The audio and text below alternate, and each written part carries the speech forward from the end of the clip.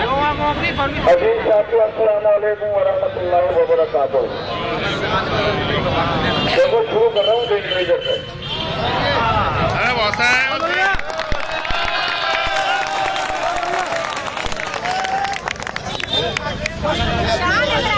बड़ा कदर कर रहा है डेली वेजर की तरफ से। कमेटी कोई बात नहीं कर रही है। देखो ये आपका इत्तेहाद है और आप मुत्तहिद हुए हो तो ये भी छुपना शुरू कर गए इंशाअल्लाह। पहले खुशखबरी दे दूं कि 28 तारीख यानी कल 11:30 बजे फाइनेंस कमेटी की मीटिंग है और उसका एजेंडा आ गया। अब एजेंडा भी दिखाई दे रहा तो ये आएगा एजेंडा।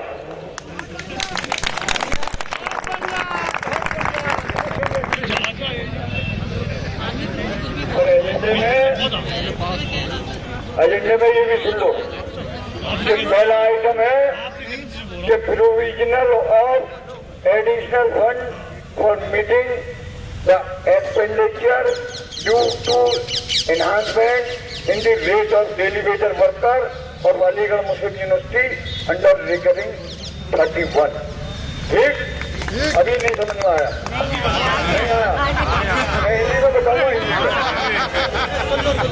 मुझे अगर समझ में आ रहा होता तो गदर नहीं पीटते। बोलो, देखो पहले आइटम में और पहला नंबर जो है वो अनस्किल्ड के हैं 628 रुपए और दूसरे नंबर पर है 700 रुपए, 709 रुपए वो है सेमी स्किल्ड के। और कैटेगरी थर्ड जो है स्किल्ड ऑब्लिक किलर उसके हैं 832 रुपए पर डे।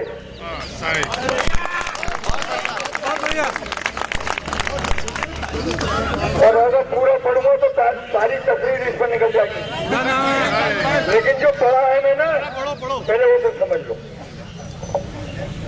देखो लड़ाई कागज से लड़ रहे हैं और जो डेली वेजर के दिमाग में ये था कि धरना लगते ही 100 रुपए बढ़ जाएंगे। हमने पहले अपने से मना कर दिया था कि 100, 200, 300 की बात मत करो, क्योंकि ये टाइम के लिए दे देंगे। उसके बाद फिर 10 साल के बाद फिर तंबू लगाना, फिर 10 साल के बाद 100 रुपए बढ़ेंगे। तो 100 रुपए की बात मत करो। ना तो डेली वेजर की तरफ से ये डिमांड थी और ना डेली वेजर के अफसर की तरफ से ये डिमांड थी। ये कमेटी की डिमांड थी कि डेली वेजर का जो रेट होगा वो सेंट्रल वेजेस होगा। बोलो, ये हमने कहा था कि सेंट्रल वेजेस होगा और हम बार बार कह रहे हैं कि सेंट्रल वेजेस। उसी की लाइट में जो मीटिंग हुई थी एनाइजिंग हाउस में, मोइन साहब ने एजुकेटिव काउंसिल में आपका ये आइटम रखा था। उसके बाद फिर रखा गया जो अभी ईसी हुई उसमें भी। उसमें ये तय हुआ कि चूंकि फाइनेंशियल मैटर है 24 से 26 करोड़ या 28 करोड़ या 35 करोड़ रुपया लगेगा। मैया जा रही है तो बात ये थी कि क्योंकि फाइनेंशियल मैटर है और करोड़ों रुपए का मामला है, क्योंकि हर 6 महीने के बाद जैसे हमें डीए मिलता है आपको मिलेगा बीडीए, वेरिएबल डीएनएस अलाउंस। तो साल में 2 बार कम से कम 300 रुपए तुम्हारे उसमें बढ़ेंगे। एक जगह सेचुरेशन नहीं रहेगी। देखो साथियों, काम ऐसा करके जाओ तो तुम लोग हमें याद करो। कमेटी आई थी, आज जो हमें पैसे मिल रहे हैं वो कमेटी की बदौलत मिल रहे हैं। चाहे वो रेहान हो, चाहे वो जकी हो, और चाहे सलमान हो, और चाहे शादिया हो, और चाहे पूरी सब कमेटी हो। सुनो, ये 9 कमेटी नहीं, इसमें सब कमेटी के लोग भी हैं जो लिखा पढ़ी पीछे से कर रहे हैं। ऐसा है 9 अगर ये ना देंगे तो कम से कम पीछे वाले तो हमें बचाएंगे, क्योंकि लिखा पढ़ी वो कर रहे हैं। तो हमने इन्हें स्लीपिंग पार्टनर बना रखा है, लेकिन मेहनत में उनकी भी कमी नहीं है। सुन लीजिए, साहिल परमानेंट होने के बाद भी फौरन नोटिस बनाना, फौरन लेटर रिसीव कराना, सब जगह भेजना, साहिल की वो मेहनत है जो हमारी नहीं है। सुन लीजिए, सारी व्यवस्था उसका भरने का हम बाखुदा कह रहे हैं कि हमें कोई टेंशन इसलिए नहीं रहती कि साहिल एक दिन कासगंज चला गया था तो हमारी चोचें उड़ गई थी, लेकिन साहिल वो लड़का है कि जो न फोटो खिंचवाना चाहता, न मंच पर आना चाहता, लेकिन वो आपके लिए रात दिन एक करेंगे। सही बात है। साथियों देखो, डेली वेजर का मामला कल इंशाअल्लाह ताला दुआ करना सब हर नमाज में कि अल्लाह पाक कल फाइनेंस कमेटी से हमारे मामला को आसान कर दे, और जो मुश्किलात हैं उसको भी आसान कर दे, और इनके जालिमों के दिलों में रहम कर दे। क्योंकि कल ये पहली एजुकेटिव फाइनेंस कमेटी की मीटिंग होगी, ये भी तुम इतिहास लिख रहे हो कि फाइनेंस कमेटी में चारों इलेक्टेड ईसी मेंबर उसके जो है स्पेशल इनवाइटी हैं, चारों ईसी के मेंबर। तो इंशाअल्लाह ताला देखो, हम तो यहाँ लड़ रहे हैं, वो हाउस में लड़ती हैं, उन्हें भी कभी मत भूलना जो इलेक्टेड है तुम्हारे, और जो 3 विजिटर नॉमिनी है वो भी तुम्हारे लिए लड़ रहे हैं। तो 7 मेंबर तो ऐसे हैं जो तुम्हारे जैसे हम धरने पर लड़ रहे हैं, ऐसी वो अंदर लड़ती हैं। तो तुम अपने आप को कमजोर मत समझो, और ये जो डेली वेजर कुछ नहीं, हमारे लिए सब एम्प्लॉय है। सुन लो, हमारे लिए सब एम्प्लॉय है। जब तुम एमएएस के मेंबर बन गए, अभी तुम बने हो, तुम्हारी बीवी भी बनेगी, तुम्हारे बच्चे भी बनेंगे, लेकिन जरा सब्र से काम लो इंशाअल्लाह, समझे। मिलिट्री में भी तुम्हारे लिए जगह रिजर्व हो गई है, वो भी इसी से पास हो गया है। ये भी सुन लो, दोनों बातें करो ना, बनना भी तो है, बनने की भी तैयारी रखो, तो प्रोफेसर के बीच में तुम रहोगे, हो सकता है वहां पे भी डेली वेजर की जरूरत पड़ जाए। तो इसलिए वो भी एजुकेटिव काउंसिल से पास हो गया। डेली वेजर का अल्लाह भला करे, कंट्रोलर का मैं कोई तारीफ इसलिए नहीं कर रहा कि वो मेरे दोस्त हैं, डेली वेजर का एक सेक्शन रिजर्व कर दिया अब्दुल्ला नर्सरी में उन्होंने, पिछली बार एडमिशन हुए थे। आप लोग अपने बच्चों को उर्दू पढ़ाओ, उर्दू में कोई बच्चा एडमिशन नहीं लेता, सारी सीटें खाली चली जाती। आप अपने पहली क्लास के बच्चे को उर्दू सिखाओ, आप देखना सबके एडमिशन हो जाएंगे इंशाअल्लाह, कोई नहीं बचेगा। हम तो ये करें कि अब्दुल्ला नर्सरी आप डेली वेजर के लिए रिजर्व कर दो। हमने ये प्रपोजल और दिया है कि पहली 6ठी 9वीं की जो टेस्ट होता है उसमें 3rd क्लास का भी टेस्ट होगा, लेकिन अभी एकेडमिक काउंसिल से पास हो गया है, एडमिशन कमेटी से अगले साल पास होगा। तो 2024-25 का जो वो आएगा स्कूल का प्रोस्पेक्टस, उसमें 3rd क्लास भी होगा। तो अभी से तैयारी कर लो अपने बच्चों की, कि 3rd क्लास में अगर इंटरनल बनाना है तो वो करो। तो साथियों, हम किसी भी एम्प्लॉय की परेशानी को दरकिनार नहीं करेंगे, सबकी परेशानियां हमारे दिमाग में हैं, हम उनकी जद्दोजहद कर रहे हैं। परसों 1295 जो एडहॉक थे उनका मामला था कि अलाउंसेस उन्हें मिले, तो 1295 का जो है इसमें आइटम नंबर 2 है, ये भी सुन लो। इस फाइनेंस कमेटी में आइटम नंबर 2 है, उसमें उन्होंने सारा फाइनेंशियल इम्प्लीकेशन बता दिया, नंबर बता दिए कि इतने लोग हैं। अल्लाह ने चाहा कल हमारा टाइम था यूजीसी के सेक्रेटरी से, लेकिन कल फाइनेंस कमेटी की वजह से हमने उसे रीशेड्यूल कर दिया। हम आपकी लड़ाई में कहीं पे भी जरा सा भी गुंजाइश नहीं छोड़ना चाहते। हमारा हो सकता है कि एक प्रोग्राम कपिल सिब्बल जी से मुलाकात करने का है कि इन्होंने लीगल ओपिनियन ले ली हम भी अपनी लीगल ओपिनियन लेंगे। वो बहुत बड़ा वकील है, लेकिन हमारा हौसला भी कम नहीं है। इंशाअल्लाह ताला हम लगे हुए हैं उसमें, हम उनसे भी लीगल ओपिनियन लेके आएंगे। हम लगे हुए हैं, आज भी हमने पूरे दिन उसी पे काम करा है और कल भी करेंगे। हमारी और लोगों से जो दिल्ली में लोग बैठे हुए हैं उनसे भी बात हुई है। तो 1295 भी घबराने की जरूरत नहीं है किसी के हालत में। उनकी स्क्रीनिंग कमेटी पहले होगी, एडजॉर्न मीटिंग में एजेंडा आपका पहले है और बाद में है CRR, और CRR तो बाद में होगी। पहले तो जो 24 जून को मीटिंग हुई है उसके ACR पे ही डिबेट होगी। तो हम हर मामले में निगाह रखे हुए हैं कि हमें कहाँ पे क्या चाल करनी है। हम इन चालों को माइक से नहीं बताएंगे, इसलिए नहीं बताएंगे कि ये उसकी काट निकाल देंगे, लेकिन हम बिल्कुल तैयारी में पूरी।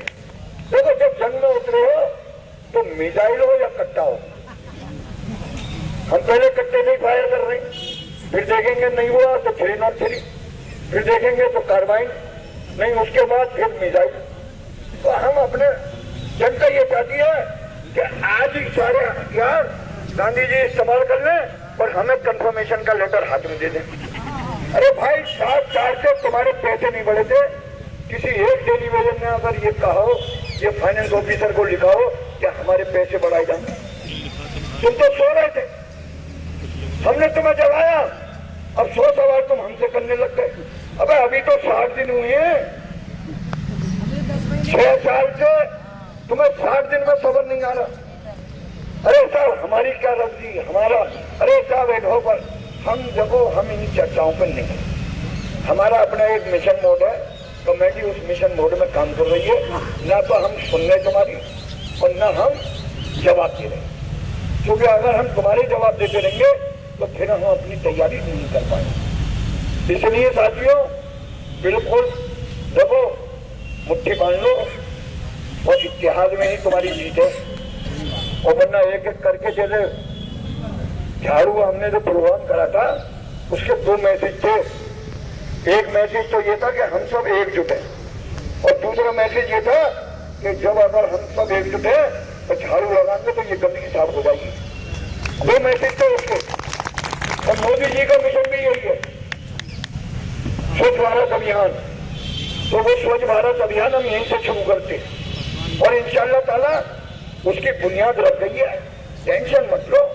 अगर हम होते हाउस में तो हम तो सब में पहले कहते, और जब वो हमसे पूछ रहे थे क्या आप मुझे जाने देंगे नहीं जाने देंगे, तो हमने यही कहा कि हम यहाँ से नहीं, आप अलीगढ़ से चले जाओ।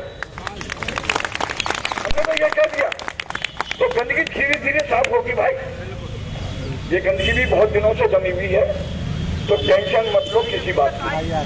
साथियों, बस इतिहाद बना के रखना। और देखो, बहुत से लोग फर्जी, मैं बार बार कह रहा हूँ, चाहे वो बोर्ड मेंबर हो और चाहे और लोग हो, जिनकी दाल नहीं गल रही उन्हीं के लफर गुट्टे व्हाट्सएप पे आपके लिए और आपके खिलाफ कर रहे हैं। वरना ये भोली भाली जनता जिसे ABCD नहीं मालूम, वो लोग जो उनसे मुतासिर हैं, जो आपके साथ नहीं आना चाहते, जो आपकी परेशानियों में नहीं खड़े होना चाहते, सिर्फ वो बीड़ी या टोपी देख के कि ये सैयद साहब है, ये फलां मजार के मुजाहिर हैं, मैं इनसे बैठूं, मियां लो बीड़ी पियो और दरगाह पे जाके दुआ करना और फिर मुझे वोट दे देना। देखो, अपने मसाइलों पर बात करो, अपने मसाइलों पर। किसी अल्लाह से मांगो, अल्लाह के अलावा किसी से मत मांगो। अगर जियारत वाले इतने वो होते तो फिर एक बात सुन लो, फिर ऊपर वाले की जरूरत ही न पड़ती। लेकिन वोट जरूर तुम बैठ के दे दो, लेकिन अब जो वोट देना, देखो सोच समझ के देना कि जो तुम्हारे बुरे वक्त में हो, ना तो हम लड़ लें ना जब्ती साहब, चुके हो हमारे पास टाइम ही ना है। लेकिन जो आए, सबने पहले सवाल उनसे यही करना कि जब धरना चल रहा था, हम परेशानियों में थे, तो आप कौन सी खबर पर बैठे हुए थे? हम हो सकता है वहीं पहुंच जाते। बता दो, अरे वो कौन सी ज़ियारत पर बैठे हुए हो, हमें बता दो। वहां से दुआ करवा देते, लेकिन तुम अपना पता भी नहीं बता रहे। हालात ये है, मैं नाम नहीं लूंगा, कि 9 तारीख को भी हमने उनकी हड़ताल में रोल देखा और 14 तारीख पे भी हड़ताल में हमने रोल देखा। तुमने सिर्फ और सिर्फ स्क्रीनिंग कमेटी से 2015 में अपने आप को कंफर्म करा दिया, बाकी को तुमने छोड़ दिया।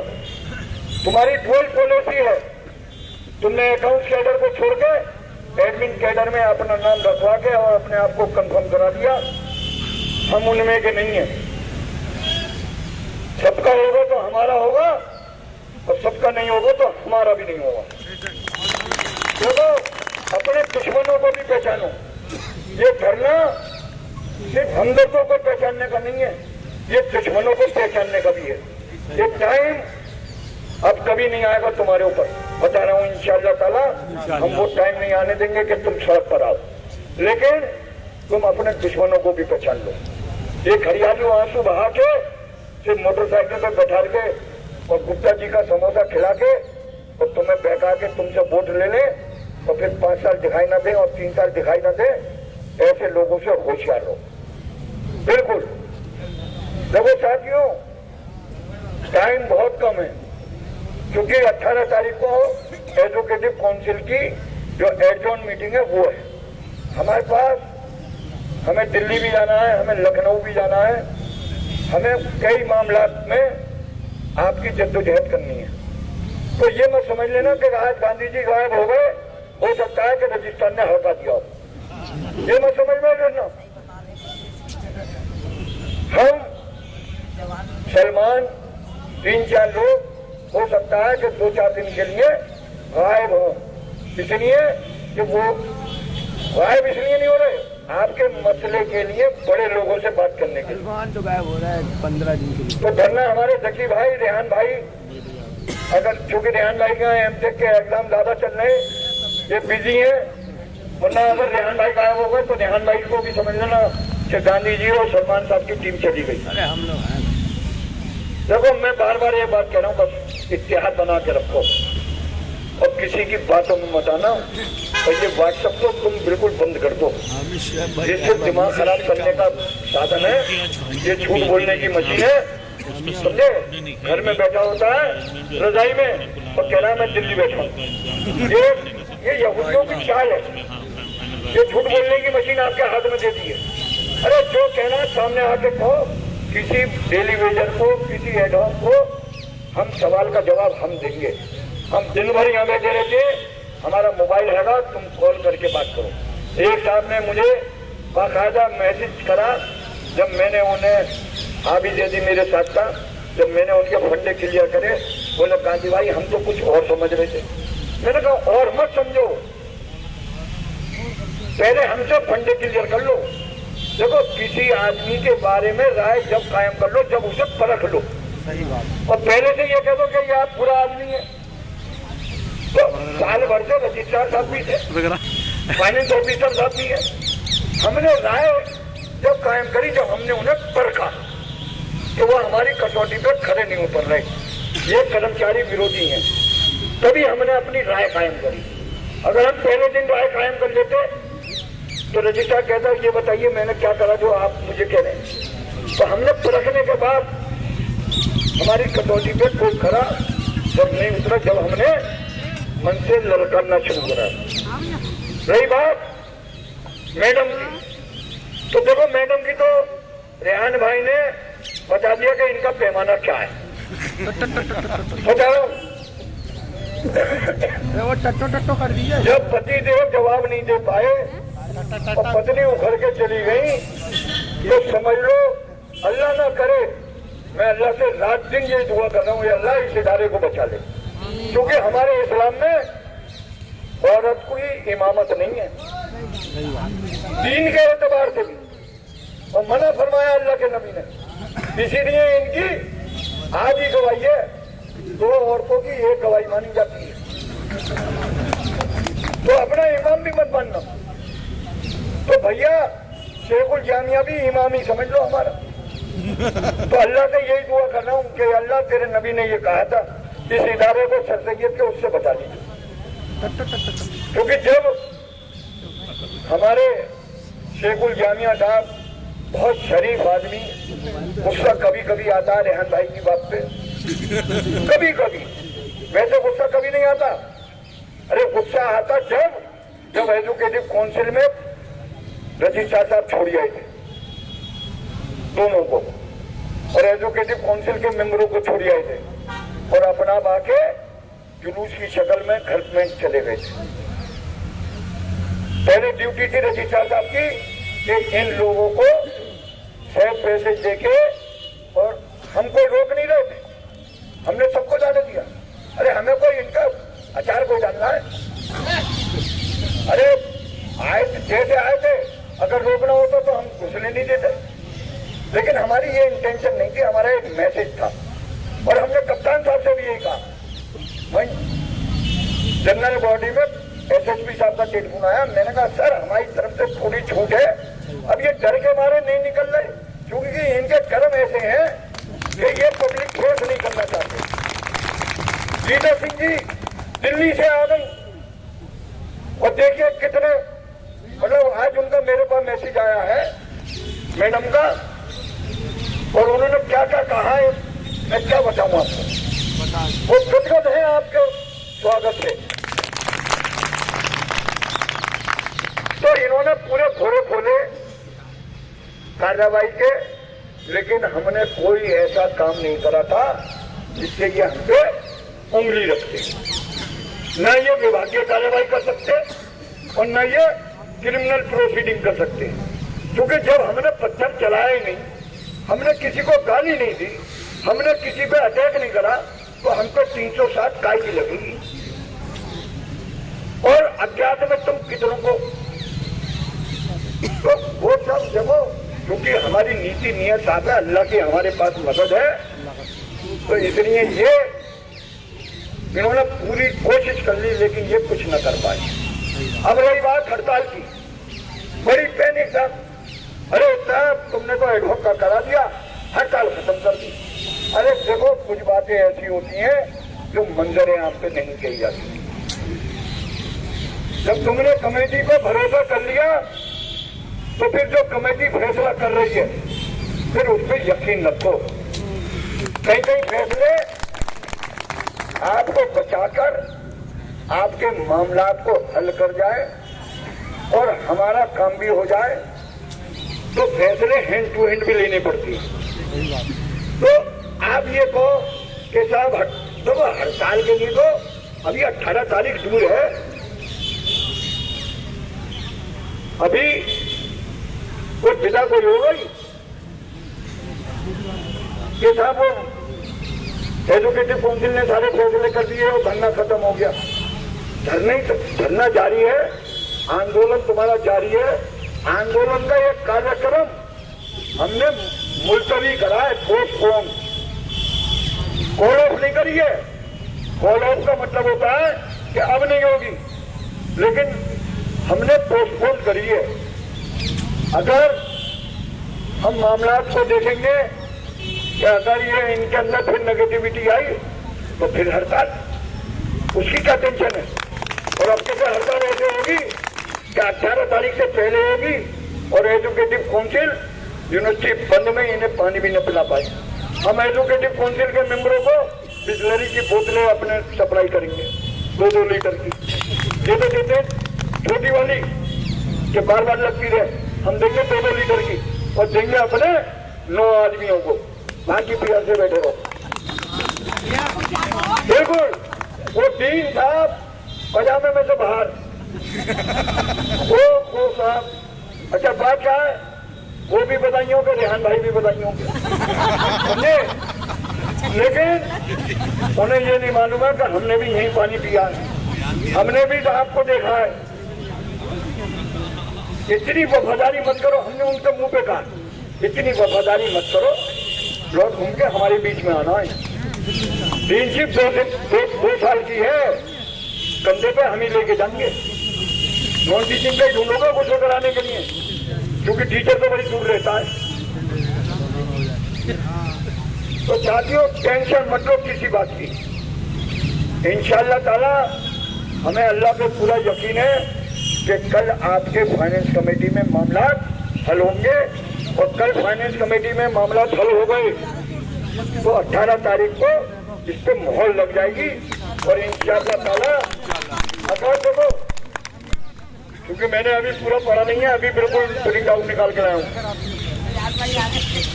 हो सकता है कि अगले फाइनेंशियल ईयर में बात करेंगे, यानी अप्रैल में ये जनवरी में। ये अभी पढ़ा नहीं है हमने कि आपके जो वेजेस बढ़ेंगे, क्योंकि एजुकेटिव काउंसिल होगी, उसके मिनट्स आएंगे, अप्रूव्ड होंगे, उसके बाद ऑर्डर होंगे। तो हमारा मानना ये है कि अगर अप्रैल में हो रहे हैं तो भी और जनवरी में हो रहे हैं तो भी सब्र से काम लेना, उंगली करने की जरूरत नहीं बिल्कुल भी। लेकिन अल्लाह से भाई ये दुआ करो कि ये कल पास हो जाए। और हमने, चूंकि हमारे कमजोर फाइनेंस ऑफिसर साहब हैं, उनको बूस्ट करने के लिए हमने 4 EC मेंबर और भेज दिए हैं अंदर। वो फैसले करेंगे इंशाअल्लाह ताला, क्योंकि वो आपकी जद्दोजहद एजुकेटिव काउंसिल में कर रहे हैं, अब FC में भी करेंगे। इसलिए अब टाइम हो गया, वैसे भी अवर हो गया है, कोहरा आ जाए। अब रेहान साहब अपनी ड्यूटी देंगे कि रेहान साहब बताएं कि आज कौन बैठा और कल। भाई कल FC की मीटिंग है और मुद्दा तो दोनों लोगों का है, लेकिन कल 11 बजे डेली, अप्पू भाई कह रहे हैं डेली वेजर के जो लोग हैं वो ज्यादा से ज्यादा लोग यहाँ धरने स्थल पर मौजूद रहे। कल अपने डिपार्टमेंट में हाजिरी देने के बाद उसके बाद सब लोग यहाँ धरना स्थल पर आ जाएं, और जो लोग भी आ सकते हैं उसके अलावा मेरी तरफ से कह दीजिए। अच्छा, मसूद राज साहब कह रहे हैं कि एडॉक वाले भी सब लोग आ जाएं, एडॉक टेम्परेरी वाले ज्यादा से ज्यादा लोग आए, कोई उसमें कुछ करना नहीं है, बस मौजूद रहे यहाँ पर। मीटिंग अंदर चल रही होगी, हम लोग यहाँ पे रहेंगे। आज हमारे बीच में मोहम्मद कासिम अली जो +2 गर्ल्स से थे, और वली मोहम्मद SS नॉर्थ से, इनका कमेटी की तरफ से और आप सभी लोगों की तरफ से बहुत बहुत शुक्रिया। और कल आपके बीच में अरशद शकील और जहूर अहमद जो कंट्रोल ऑफिस के हैं, दोनों लोग कल आपके बीच में होंगे। कल भी इसी तरह से आप सब लोग मौजूद रहिएगा। और